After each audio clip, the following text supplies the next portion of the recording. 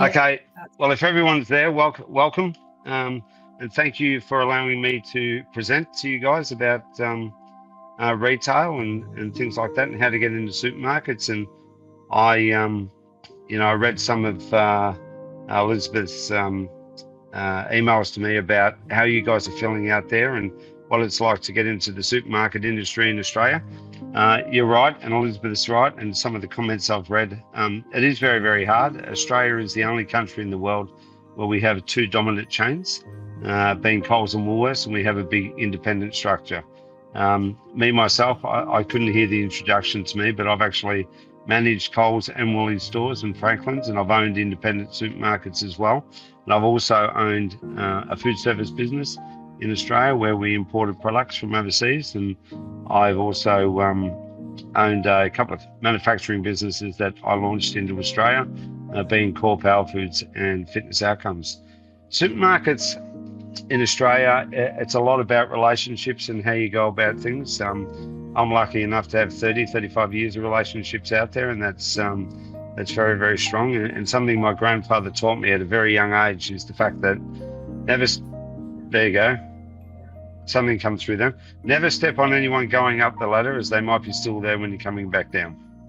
I think Elizabeth has put a slider behind us. I don't know if you can see it, but it's a very kind of important slide that I kind of live by, okay? And I do a couple of things that I look at, and that is, there we go. A Lamborghini was a tractor company.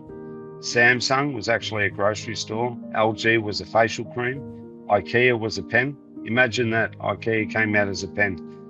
And the lesson out of that is your current situation doesn't have to always be your last. And what I mean by that is that you've always got to pivot.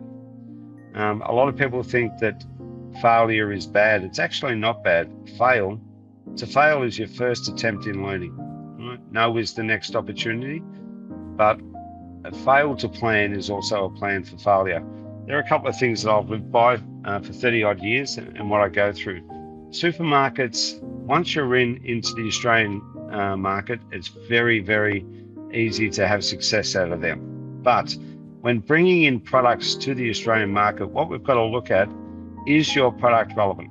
It's very, very important. Everybody thinks whatever they bring out, including myself in the past, whatever we bring out is the best product in the world. We might know that, but how does a consumer know that? And this is the problem. When you actually bring out a product into Australia, you need to sell it to buyers before you sell it to a consumer. They're going to ask you simple questions is, how is a person in my stores, whether it's Coles, Woolworths, Independents or anything like that, how is a person in my store going to pick up this? How are they going to know this product? Might be the best, you might have a frozen meal. It might be the best frozen meal in the world. But what is going to make a consumer walk into a supermarket right here, right now, and they're going to pick it up? And this is where you pivot. You have a look at what we're doing behind the scenes, what marketing is behind it. I think you'll find the biggest platform of advertising these days is above the line marketing. For you guys that don't understand what above the line marketing is, in Australia we have two terms. One is below the line marketing. So that's a yellow special ticket on a shelf that you see every day. Above the line marketing is all the social media that you do. Any platforms, TikTok, and using AI these days. So I just saw, whilst I was waiting to come into the room, on the screen, I'm sure you all saw it as well, there was a little gingerbread man dancing around talking about retail, right? So that's all done by AI these days. It's a fairly big product of what we're doing and the way that we're going to move forward. So it's very, very important that you have something that's relevant. You don't always have a Me Too line, or if your Me Too line is out there, what's special about your product compared to other products out in the market at the moment. The other thing is an infrastructure. You always need an infrastructure. So in Australia, we need presence in stores. So if you think about Coca-Cola as the biggest soft drink in Australia, closely followed by Pepsi, that's owned by Asahi, but Coke's still number one. Every single week they're in Coles and Woolworth stores, either merchandising, facing up stores, fixing up tickets, doing all that sort of stuff. There's a lot of different platforms that you can have a look at to do that, and merchandising companies. But the first thing that you want to have a look at is, what am I bringing into the country and how do I market it? It's very, very important. So there are those sorts of things that, we can talk about. Now, the Australian market is really good in the fact that we have Coles, we have Woolworths. Woolworths is the market leader, Coles is the second one. We have Aldi in Australia, and I'm sure a lot of you have seen Australia. But we've got to remember, Aldi has been in Australia for 22 years, and they've still only got under 12% of the market share. So it goes to show you just what the consumer is thinking in regards to where they shop. But what has shifted in the last probably 12 to 18 months, and I'm sure you're all aware of cigarettes and the chop shops that are out there, illegal tobacco. It's had a massive, massive effect on supermarkets. And this is where new lines become relevant. So before, independent supermarkets, so your independents are made up of IGAs, food work stores, Harris Farm up in Sydney for the people up there, all those sorts of things that aren't branded Coles or Woolworths. They relied on cigarette sales for years and years and years, and sometimes it could be 15 to 25% of their store sales. Now, the one place you cannot save money is at the checkouts. You just can't keep cutting wages for supermarkets. You still got to service customers. So what happens is everyone needs to pivot, and that's what they've done, and that's what that slide is about. Lamborghini was a tractor company, but now they're one of the most expensive cars you can get, and how they've changed and how they've moved. So supermarkets also have had to pivot in Australia because they can't rely on cigarette sales, and that's been a very, very big effect onto it. So that's where eclectic lines, or a point of difference coming in that's quite different, is adverse to independent supermarkets in particular, because that can be a massive change and could bring a customer in that can buy a line that they can't always buy in Coles and Woolworths. So going into Coles and Woolworths is not the be all and end all. I think I encourage a lot of the companies that I've worked with, and a lot of the lines that I've launched out into supermarkets, I actually do in independent supermarkets first and create a demand. If you create a demand for your product, and we've got some very big MSO operators in Australia. For those that don't know, I guess the biggest one would be Ritchie's, and then we have Drake's. So Ritchie's is right across the east coast. Drake's is in South Australia and Queensland. You've got Cornet's just in Queensland. You have Romeo's in South Australia and New South Wales, and then you have some big groups over in in WA as well. So there's some massive opportunity on where you could put your products into, but you have to have an infrastructure to get it round into supermarkets all over Australia. But if you can do that and you make that profitable by having a look at your P&L and things like that. Now, a lot of people think that any product you have or any business you have, wages are your highest cost. With manufacturers or importers, transport is our highest cost, then wages, then rent, things like that. But if you can work out transport costs and get it around the country, we are such a big country that we need to travel around, then you're halfway there. You've got to obviously have a very good product and gauge interest. So when you bring in a product or you look at a product, before bringing in any containers, you gauge interest out in the market with all independent buyers, and then that'll gauge what sort of a product you've got and what you're competing against. The other thing you need to really have an understanding of is actually our competitors. Who are we? What's the product I'm bringing in? Who am I competing with? Again, and I'll bring up a couple of lines that I've launched. So Faro pizzas. So I do a Faro pizza that I helped develop and launch. It's the first organic spelt pizza in Australia. What I mean by that is spelt flour is very, very healthy for you. So if you're a diabetic or looking at all that sort of stuff, a spelt flour is the way to go. So independent stores, most of them knocked it back. I offered it to Ritchie's for sale or return. So in Australia, with fresh products, a lot of independent supermarkets want sale or return. So that means you put it into a store, it doesn't sell, you credit it. The way to do that is you keep crediting it with stock, so you keep the continuity of product going. But with when you do that, so I launched this pizza. Was very, very good. So the independents, they didn't want it. They saw cheap and nasty. So I went to Coles Local and I arranged it in Coles Local. Only 27 stores, and we're doing about 1,000 units a week. And then I went and ranged it into Harris Farm, and they're doing about 1,800 units a week across their stores. Now, the beauty is about that, and this is just where you have to pivot, is that now I've got MSO groups and other people coming to me to say, hey, we want to have a crack at this. So it means that I can drive our own price. Some of the comments that I read is that a lot of you have a false belief that the opportunity is a select few in the country. That's actually not what it's about. All buyers, just like anywhere else in the world, have KPIs. It's the key performance indicators is basically on margin. With Coles and Woolworths, it's on the 5th margin, so after waste and markdown is what it is. And in independents, it's basically you got to turn over stock and how fast you turn it over. They look at sales after 13, 16 weeks and see what it's doing, but you've got to do a lot of promotional activity to help enhance that product and move it in.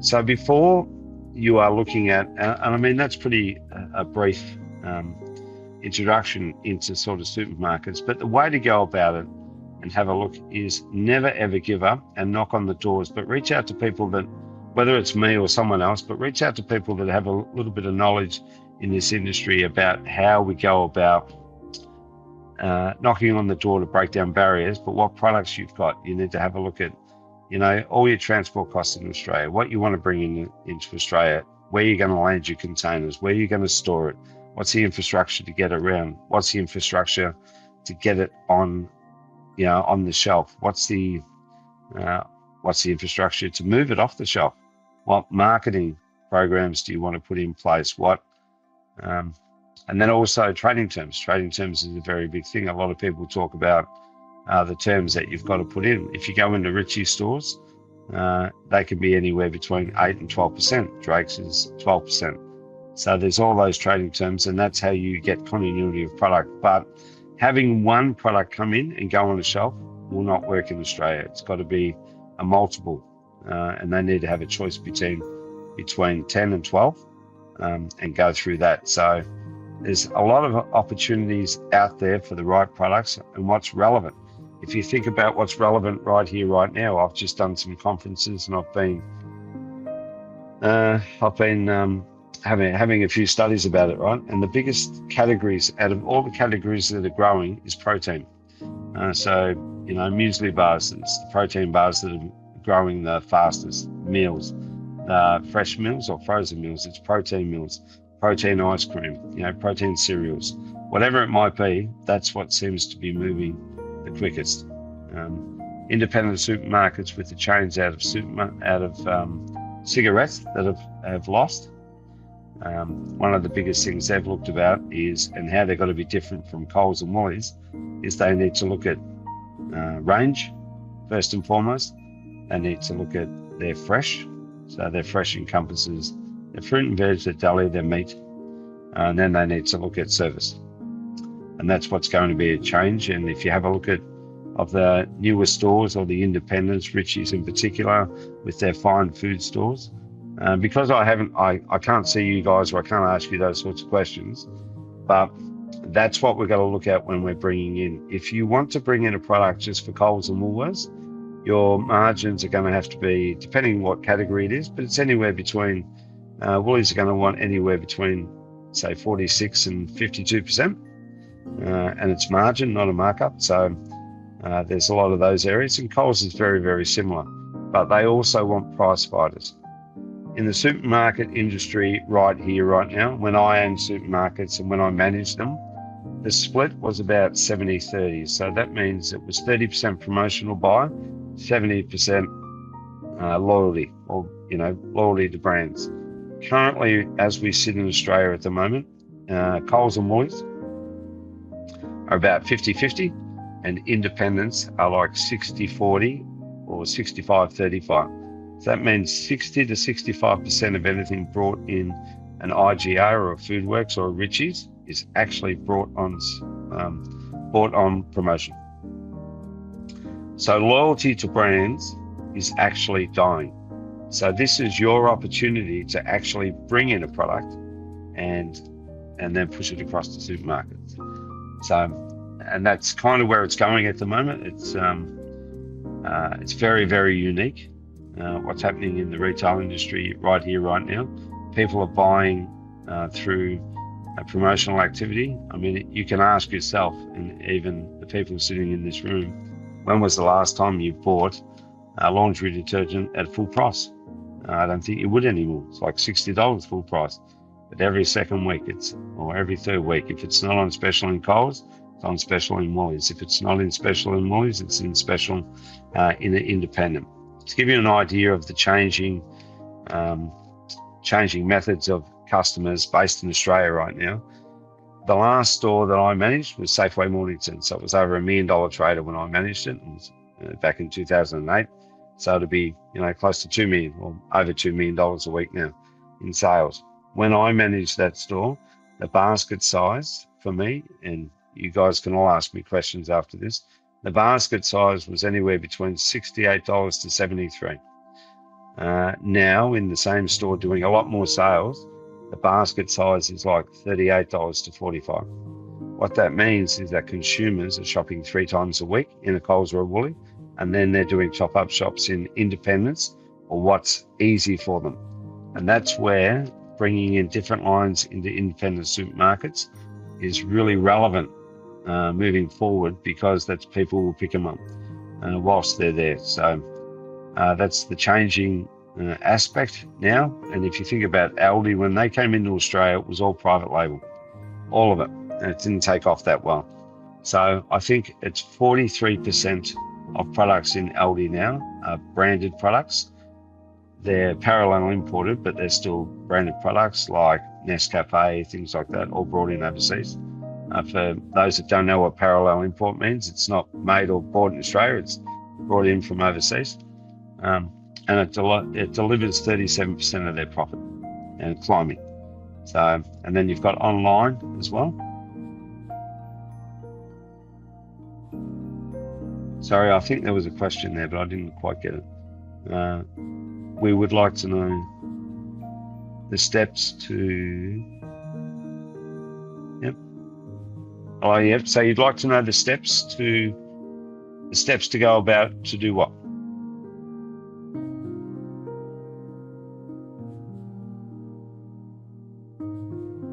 Okay, can you just put that up again, thanks? Yeah. Okay, so the steps to get into one of those businesses, okay, thinking about that you've got all the back end of everything happening, is that you need to reach out to the buyer. You need to find out when the category reviews are. So you look at the category reviews, and then you need to walk into, contact the buyer, find out who the buyer is, and then make an appointment to go and see the buyer. And then at that appointment, and they will see you, they'll want to see samples as well, but they'll also want to see a marketing plan. So the business owner to get their product in a Woolworths and Coles and any local supermarkets, that is your steps. Walking into your local supermarket and showing someone on the floor does not work. You need to make a contact with the buyer of that particular group, but you'll need to make a contact with someone that knows these people. If you don't know them, it'll be very, very hard to get a product in, because think about, there's probably 18,000 to 22,000 SKUs in a supermarket. So if you've only got a brand new brand that they're not looking at, you need someone to help you get in there. A lot of companies use me to do that, but there's other brokers and things around that do that as well. But that is the way that you have to do it. You need a sales deck first. So you need to have a sales deck with a promotional activity form. You need to break down exactly what your business is, how you came about it, what the qualities are about it. And Elizabeth can send you some examples. I think I sent some examples to Elizabeth before. So you start with the sales deck, and then with promotionals, with commercials in it, talking about the product, what's different, what marketing plan you've got to do. for it. They're the most important things, and then you get a meeting. And obviously sending samples is very important as well. Have I got some, because I can talk for hours, but I need to, have I got some other questions as well? As supermarkets open the doors to multicultural products, what kind of marketing programs should entrepreneurs put in place to move their products on supermarket shelves? So there's two aspects to this. You need below the line marketing, and that can be anywhere between, you don't need to do half price products. If you can every now and again, but you don't need to do that. You need to probably have 20% shelf promotions, but then you need to be able to tap into their socials or their online marketing so you can actually push across to consumers about your products. So you need to have a marketing program. You need below the line, which is shelf promotions, then you need above the line. Now, above the line can also entail going and paying to get into their catalogs.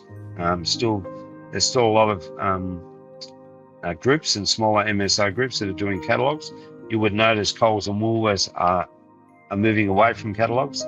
They're actually starting to do a lot of online promotional activity, and that's where you also want to tap into with the big boys, Coles and Woolworths, to do that. If you bring in job lots, Aldi is very good to do job lots with, and they pay pretty well. So if you get over the line with Aldi and you've got a product that's really of interest to them, they tend to do job lots and they'll move it after, and they pay you after 3 weeks. Actually, Aldi is very, very good to be a part of. But being a small company, if you look at and you get your products into there, you generally get paid within 21, 28 days. The other thing a lot of people ask is about Metcash. Now, to get into the Metcash warehouse, who supply independent supermarkets all over the states, you have to have 75% ranging with the MSO groups in each state. MSO group, for those that don't know, is a multi-site operator. So Richie's is a multi-site operator. They're across 3 states. Drake's is a multi-site operator. Romeo's, so on and so on. But that's what you'd have to do to get that. You have to have two marketing plans. You have to have above the line, which is everything that you're marketing and things like that, and point of sale and shelf talkers and shelf stripping and all that. That's all above the line marketing to get it out in front of people. And then you need to have strong promotional activity to get people looking at it on the shelf. What other questions?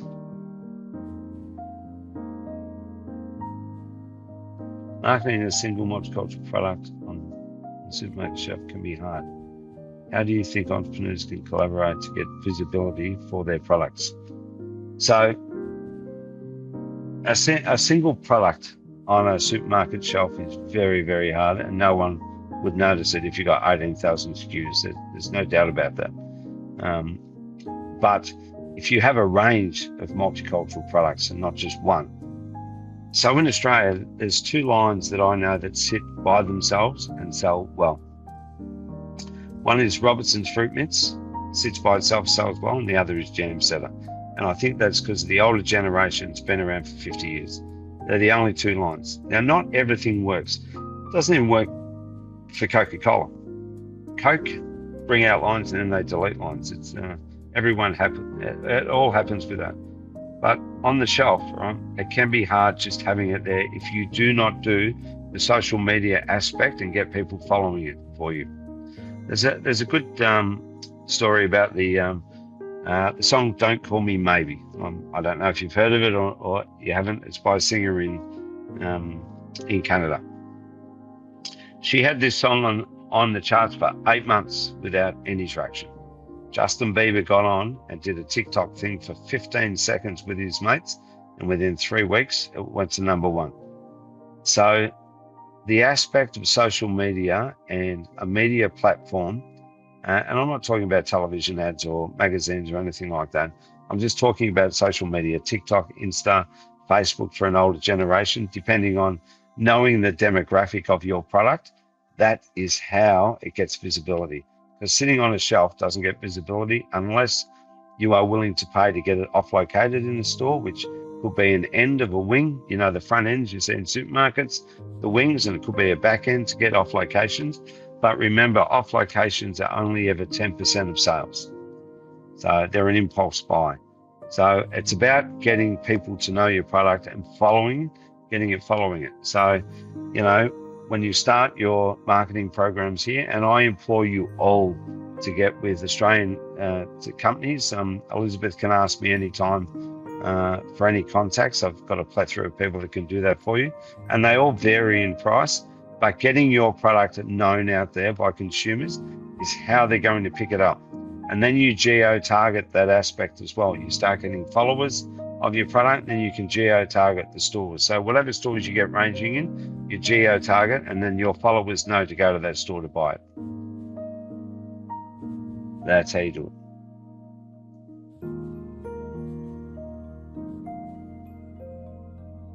Can you put that up again, please, Elizabeth?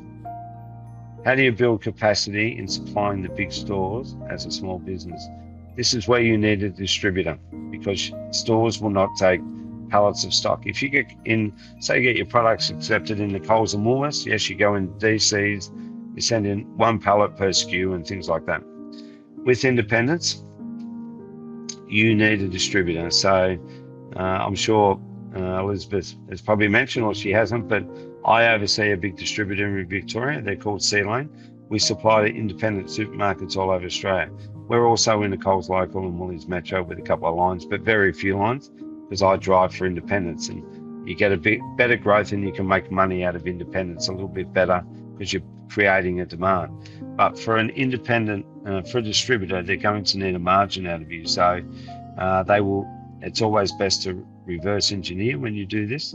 But they do the groundwork for you and get your product in the supermarkets. That's what they have to do for independents. So, for instance, you have a product and you want to send a pallet to one place, then they can sell it by cartons. Like we have a C-Lane here, actually have a minimum order quantity of $350 or $400. Now we've got a couple of hundred SKUs, so it's not a lot, so it can be done. But that's the best way to build a capacity in supplying the stores or the supermarkets. If you get into Coles and Woolworths, and that's very lucky, and all the numbers line up and you do very, very well, then they will order by the pallet by the state. But you still, wherever you are based, you will still have to have transport going to each warehouse in each state, including Tasmania here. So WA, South Australia, Tasmania. I think there's one in Cairns, there's 2 in New South Wales, and 1 in Queensland.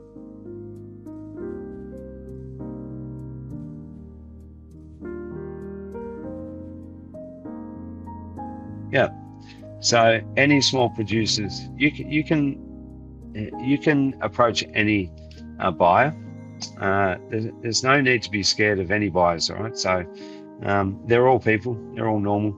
They've just got different jobs than us. That's all there is to it. But any buyer, anywhere you can get in front of, you've just got to keep breaking down the doors.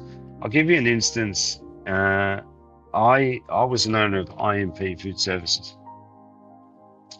And I brought in I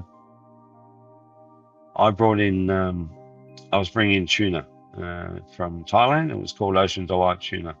It took me 18 months to get a meeting with Spotless. 18 months. And because I'd been trying so hard, I walked in with a whole heap of samples, and I walked in with spoons. And they said this was very different on what you're doing. What are you out of? And I said, I'm out of supermarkets. And they said, we don't do things like this in food service. And I said, I did. Anyway, I said, if you don't like it, I won't ever bother you again. 18 months they took. And then the next day they rang me and they loved the tuna, and I ended up getting it ranged in all mines in WA many years ago, which was great. It was a great contract. But the point of that is I never gave up. And then the other thing you look at is go back to the slide that's up there. Lamborghini was a tractor company. They didn't give up. Samsung was a grocery store. It pivoted. Look what it is now. LG was a facial cream. Imagine that. Our TVs that are all over the world started as a facial cream, and IKEA started off as pens, and look what they are now. So the idea is you can't give up. You can't just hit a couple of brick walls and go, no, it's done. I haven't got an opportunity. The opportunity is, what's the next opportunity? No is the next opportunity. You've got to pivot. You've got to move. I sit in meetings with Coles and Woolworths where it's very, very negative, but I try not to come in and think this is what I need to do. Part of the problem when a lot of people go to see buyers is they always go in with a plan of what they need to achieve.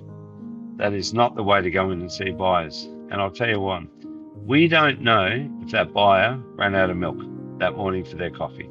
They had a flat tire, their cat died, they ran out of toilet paper, the wife or the husband didn't have the cereal there. We don't know what kind of day they're having. And not enough people walk in and say, how are you? How's your business? I do that for every time I have a meeting. And it shows that, and what it does, it shows that I respect their needs as much as I do mine. If you walk in and you know they're not having a good day, don't go with the whole plan. Start on a smaller platform. But you can go and make appointments. Now, you will need to all reach out to someone that knows people here to get your product in there. But the first thing you've got to do is really go back and make sure your product stacks up to go into supermarkets. For instance, are you GS1 approved on all your barcodes? Is it to Australian standards? And does it meet all the requirements that it needs to be able to scan and go through supermarkets? So there are all these things. There's so many objects you've got to actually do to make sure you've got a product to go in front of a buyer, because buyers are so set in their ways that if you are not 100% right, they will knock you down. But there is no reason that you all can't go in and present your products. Are small producers able to approach buyers as a group? Well, you can. It depends. Every account needs to be set up separately. So every company is a different company. If you formed a business and it was all under one business and you had similar products or products that were branded the same, then yes, you all go in together. If you all have different products and different business models and things like that, then it's very difficult to go in as one. It's not a collective like, Coke and Pepsi could never go in together. What they can do though, is they can cross merchandise. So one thing that you can do, and a lot of people are doing this at the moment, is that you, amongst your group there, you might have someone that's got, let's say garlic bread, someone's got a drink and someone's got pizzas. You could all go in together and talk together and go and offer this as a meal deal, for instance, to an MSO group, or even to Coles or to Woolies, or they do that on a particular basis. So there's no reason that can't happen, but you all can't have 20 different products unless you want it to be a distributor, if you understand what I mean, to be able to do that. So that's a little bit hard. But small producers, what we need to do for small producers is find a way that it's cost effective to get your product all around Australia and how you get in front of people.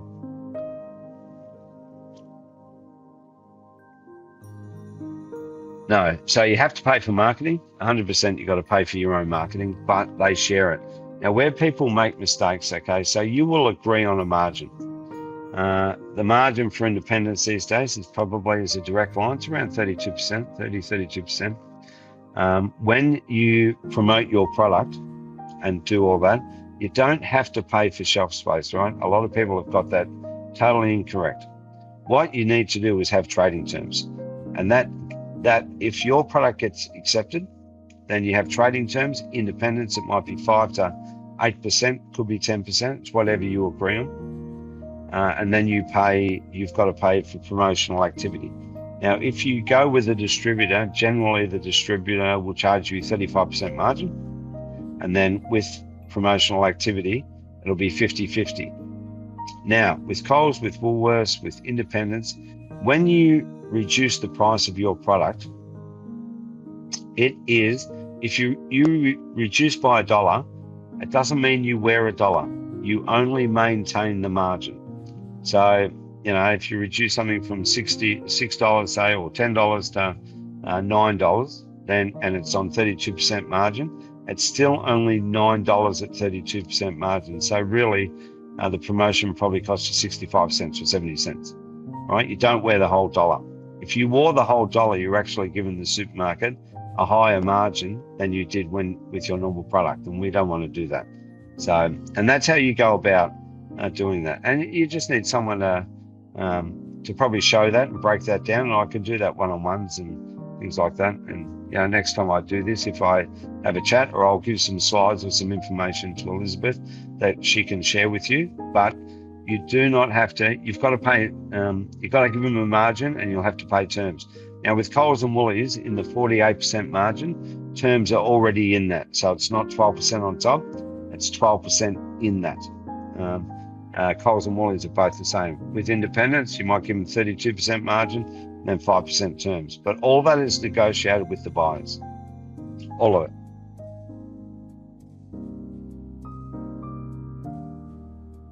You've got to find out where you want to go. I'll let me have a drink and I'll.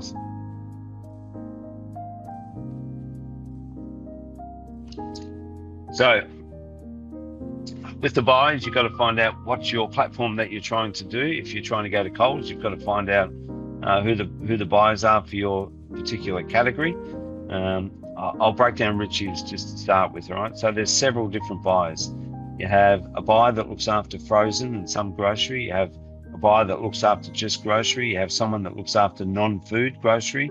You have someone that looks after variety. You have someone that looks after cigarettes. You have a liquor buyer, or you have several liquor buyers. You have a couple of meat buyers. You have different deli buyers, though Richie's Deli is generally run by Metcash as well. And then you have a directs buyer, and then you have someone that does all planograms as well.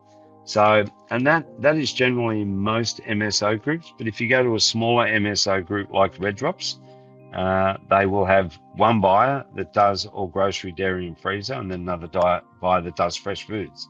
So it depending on what size buyers, and then you need to contact someone like myself or someone similar to me that shows you who the buyers are in each state. What are the qualities my product should have for me to successfully? Well, it's got to be a point of difference. If you're bringing out a soft drink, why is it going to be better than Coke? Is it going to be different than Coke? If you're trying to bring out apple cider vinegar, is it different? How is it different? You have to have different qualities compared to what is out there, or you have to have a price point that is going to knock everyone else off its socks. The product has to be different, and it has to be marketed well. The consumers are going to want to pick it up. It's very, very important. So it depends on what your product is. So if you're bringing in a frozen meal, is it different from what's out there? Is the protein more? Is it less? But is more people picking it up? You also have to think about, where's it going to sit on the shelf? Have I got a jam that's an amazing jam it's better than anything else that's on the market, but what's going to make people pick it up? Is it more than 48% fruit?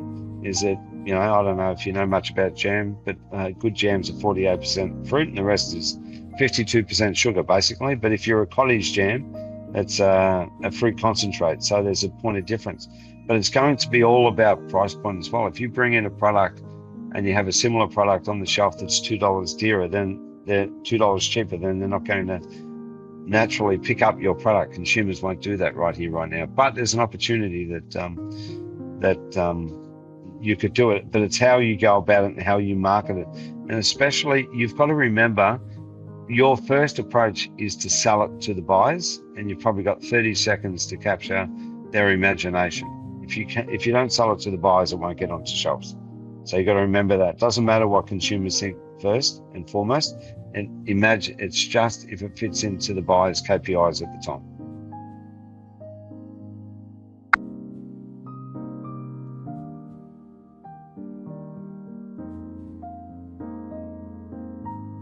Okay, so if you want a distributor, so there's two smart ways to do this, right? So with distributors, someone like C-Lane, who I oversee as well, right? People come and put products in front of me all the time.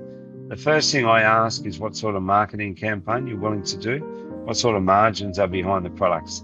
So if you go through a distributor, because they've got the infrastructure all over Australia, then you don't need to go into the buyers. They will do it for you. A lot of people that are bringing in products try to work in the business. What needs to happen, and you have to get to this stage, but you need to work on the business so you keep growing it, expanding it, and let other people do the grunt work for you. and distributors will go out, they'll sit in front of buyers. If you're willing to go and find a structure that you can go to the buyers yourself, you need a good marketing plan. You're calling it PR, public relations, but you just need a below the line promo that's going to knock their socks off. And then you need to have a good promotional plan, above the line marketing, which I've talked about. So it's very, very important. You can't go into a buyer and say, here, I've got a product, get it on the shelf. It's just not going to happen. You need to have a lot of knowledge behind it. You need to have the benefits that it's going to help and what it's going to bring to the category. You know, is there going to be an uplift? Is there case studies on it? You need to have all that information prepared for the buyer when you walk in. Either way, either a distributor or a buyer. So, you know, like we, C-Lane, for instance, you might find a solution where you can do cross-stock with Metcash. So it's another scenario. So cross-stocking is you will go and do it yourselves, and then you sign up cross-stock terms with Metcash. It's about 4.5%, and then you deliver into one warehouse, and then they deliver it out to stores on their loads. But you still need an infrastructure to be able to get orders into stores. So because it's still going to be a direct line. And until you can build up that you've got 75% ranging in MSOs right across Australia, it won't go into the Metcash warehouse. All right. What other requirement buyers have for products they would take on, for example, physical attributes like design? Yeah, so they'll look at all designs. They'll look at new lines that stand out. They will look at lines that aren't a lot in the category. And if you go to a lot of categories, as I said, protein things are brand new, are still growing in Australia, very much so. And you need to have a whole plan on what you're going to do. The buyer wants to know, okay, what's the product? What are the attributes for it? Why is it the best product in the market? Why should I put it on the shelf? What are you going to do to make people come and buy it from the shelf? And then what promotional plan you've got in place for 6 months. Now, people like Drake's and Romeo's, Coles and Woolworths, they all have themed programs. So Woolies, for instance, I have a cheese and a honey that I'm involved with in Woolworths. So we've just designed, and we're going in to the Fresh magazine. It's quite a good like promotion or outlet that we're doing, because a lot of people on your cutery boards and things like that, they have cheese and everyone has honey these days. So I've got a leatherwood honey out of Tasmania that's quite unique. And we've done that with the Master's cheese. Now we've gone into the Fresh magazine, and this is where you think about outside the square. Now the Fresh magazine is the #1 read magazine in Australia. A lot of people don't know that, but it is. So going into that for the Woolies, and it's the Woolies Fresh magazine. So we've spent the money to do that. We've paid it off, and you negotiate the terms with Coles and Woolies or whoever you might do to get a part of their online exposure, because that's going to help them. And then with independents, if you get ranging in a lot of the independents, you tap into their socials. You actually, one of the things you need to do is make yourselves look bigger than you actually are to a buyer, right? If you go into a meeting and the buyer says, have you got an infrastructure? Yep. Have you got someone in every state? Yep. You just answer yes, and you worry about how you do that after you get accepted. Because if you walk in to a buyer and you say, yeah, no, they're going to say, see you later. So yeah, physical attributes, the design and all that sort of stuff, it can't be mundane. It's got to be relevant to today's age, and it's got to aim at the new generation as well. If you've got a product that's only aimed at the older generation, then that's a dying age. Then it's probably not going to get a lot of show unless it just stands out like really, really well. Lucy, how do I know it's time to take my product to shelves? You need to tap into someone like me. It doesn't have to be me, it can be anyone. Tap into someone like me that has a look at your product and tells you if it's ready to go, because I will ask you a lot of questions before you'd be able to go and see a buyer. That's very simple, and that you need that good advice.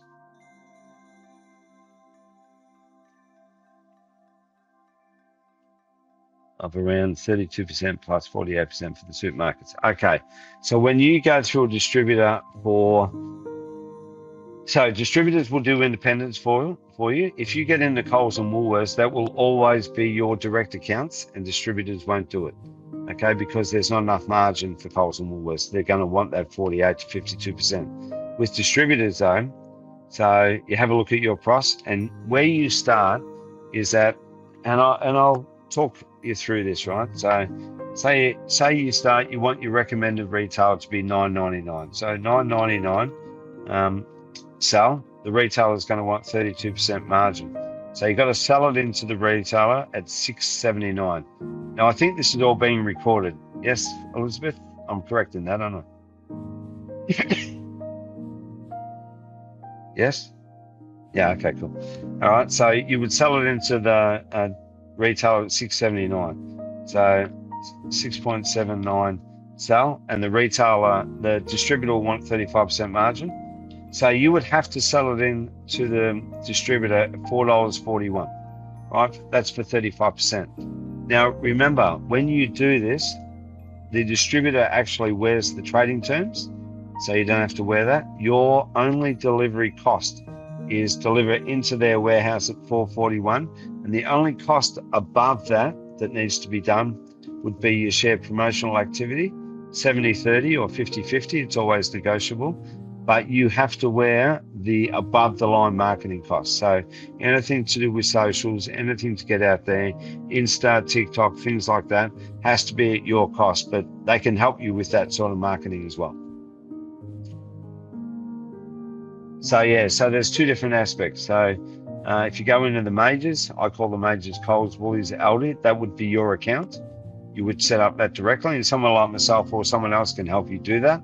But if you go to independents, you go through a distributor because you don't have to worry about an infrastructure. And trust me, the infrastructure cost is changing. So to give you an idea, a lot of people are consolidating they're consolidating loads through, and companies want this, through individual trucking companies. So the company I work down here with is Cold Express. So Coles local supermarkets, and there's 28 or 29 of them. They did a study last year, and what they did is they stopped a lot of direct suppliers coming to their back door. When they did that and consolidated through a couple of different companies, they did the study, and they showed that they opened the door 30,000 less times in 12 months. Imagine the saving of that, even at $45 a time sort of thing. Because when you open it, you've got to check it off, you've got to do a whole lot of things, but 30,000 less times. So people want to see, more and more companies are looking, especially independent companies, are looking to go through distributors so they can limit the amount of times that a back door is open. Any more? Another question?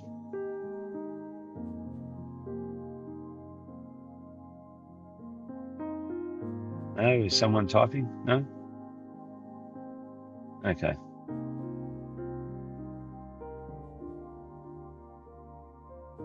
All right. So if the product, does it cost the supermarket? Are you looking at what would be my average cost of selling through the supermarkets for a product costing $5? Does that mean it costs the supermarket $5 or it costs you $5? All right, so it costs you $5, right? So it costs you $5, and you go through. So I can tell you, cost of $5, and for 48% margin, that would sell for $9.16, $9.61 in a Coles or a Woolies. If you go through an independent, 5 plus 35% margin equals 7.62. Would be cost, 2% margin. It would sell for $11.20 in an independent, but you would have a look at that and bring that down. So you play around with the margins, and with Coles and Woolies you can't play with margins, but with all independents you can. So If it's $1 dearer in supermarkets, you can kind of get away with that, or 80 cents independents than Coles and Woolworths, because it's based on convenience. If it's $2 or $3 dearer, then that won't work. So if that was your cost, that's how you'd go about it. But in your cost, you would have to build in not just the cost of the product, you'd have to build it. If you don't go through a distributor, or you don't land a container directly into a distributor, then you'd have to work out your freight. You'd have to look at not only freight, but freight, storage cost, in and out sort of cost. So there's a lot of that. So you'd have to negotiate that, and that's where you have to think outside the square about how we can do that. And that's very important. Did that answer that question, Finley?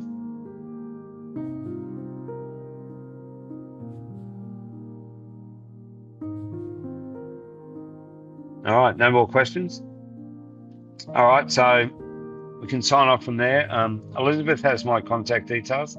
I'll just sort of tell you guys that I kind of fly under the radar a little bit. I don't advertise. I don't do any of that sort of stuff. I'm out of supermarkets. I've been around a long, long time.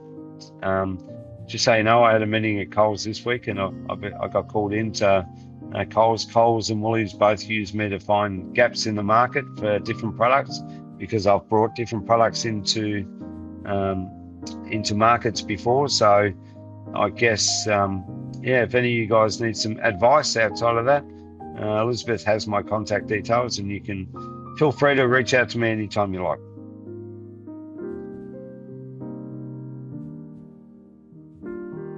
Costco. So Costco is they're hard to get into. I can talk about Costco quickly. Costco are a little bit hard to get into. They're very fickle. It needs to be large cartons. They don't want small individual products.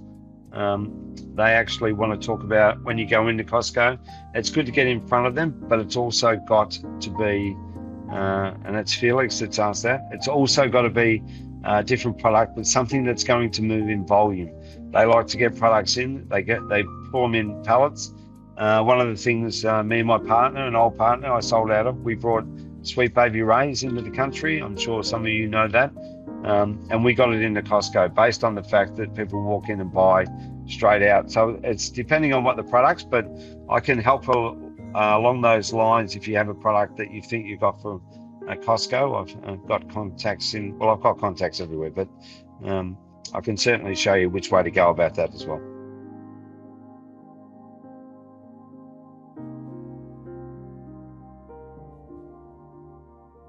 What products do well in Costco? So things that are aligned to American products that are way oversized do pretty well. You're all going to have a laugh, but I send my wife to go buy Coca-Cola Coke Zero in a glass. It's the only place you can buy it. It's the old Georgia Green bottles, actually, for those that know it. But Costco's the only ones that sell it in Australia. She goes and buys those for me.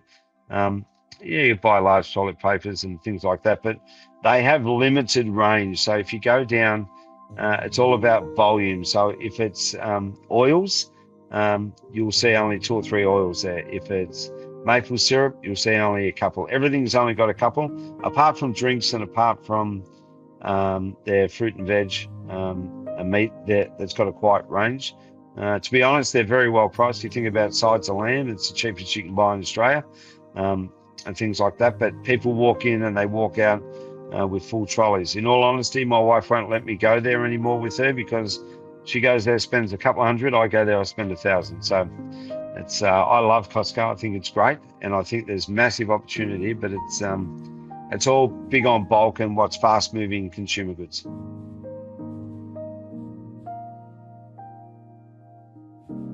Yeah.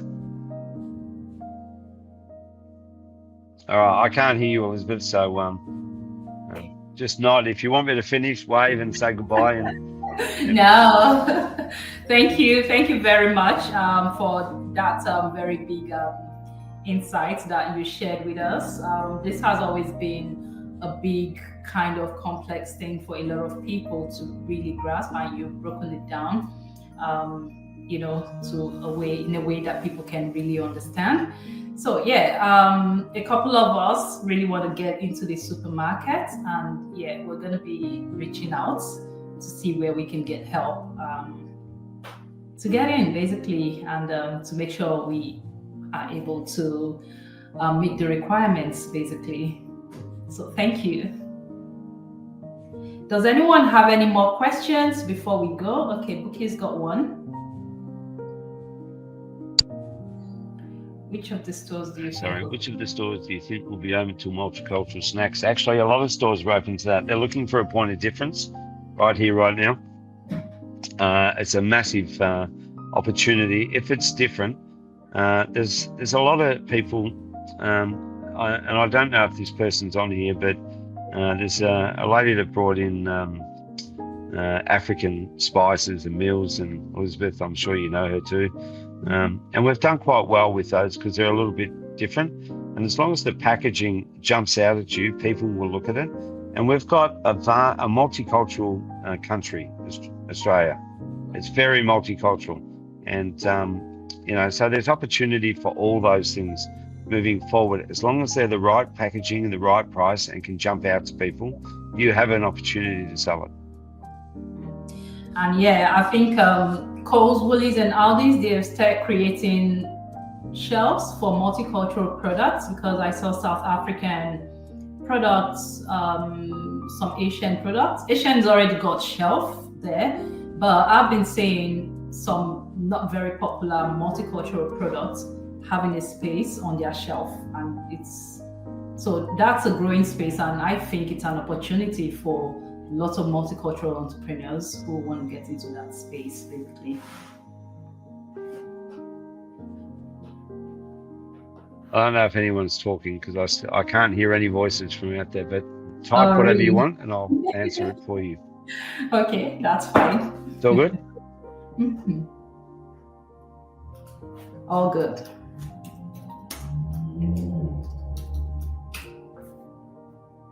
Okay, well, if we've done, thank you very much for listening. I hope everyone got something out of that, and feel free to reach out anytime you want.